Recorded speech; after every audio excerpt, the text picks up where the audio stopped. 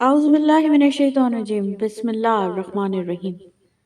نبی کریم صلی اللہ علیہ وآلہ وسلم نے فرمایا، جس نے کسی ظالم کی مدد کی اللہ اس ظالم کو اس پر مسلط کر دے گا۔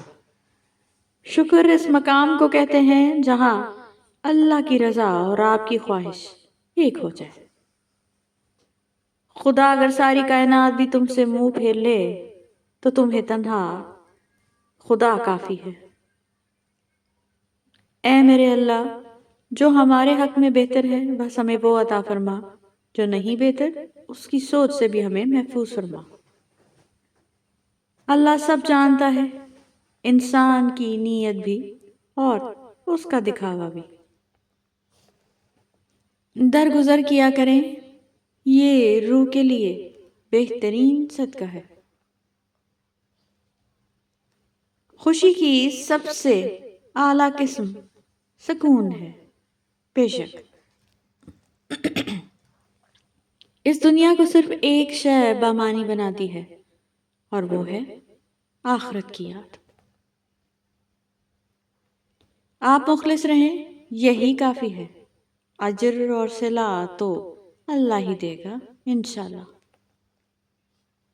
بہترین انسان وہ ہے جس کا وجود دوسروں کے لیے فائدہ مند ہو۔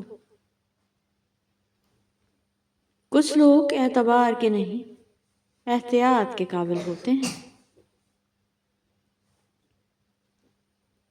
غلط اوزاروں کے ساتھ محنت کرنے کا کوئی بھی نتیجہ نہیں نکلتا۔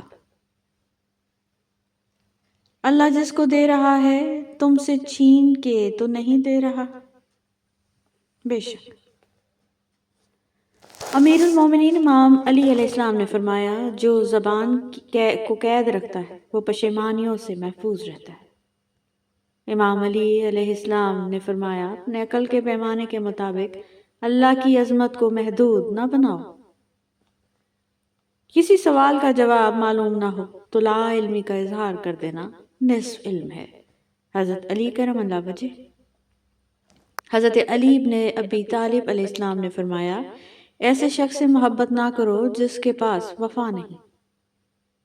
حضرت امام علی علیہ السلام نے فرمایا، ہر وہ محبت جس میں لالچ ہو اس کا آخر مایوسی ہوتا ہے۔ حضرت علی رضی اللہ عنہ نے فرمایا، اگر اللہ نے تمہارے دل میں کچھ ڈالا ہے اور تمہیں مانگنے کی توفیق دی ہے تو یقین رکھو کہ نصیب میں بھی وہی ڈالے گا انشاءاللہ۔ حضرت علی رضی اللہ عنہ نے فرمایا، اس شخص میں ہرگز دلچسپی نہ لو جو تم سے دوری اختیار کرے۔ Thank you so much for watching. Please don't forget to subscribe our channel.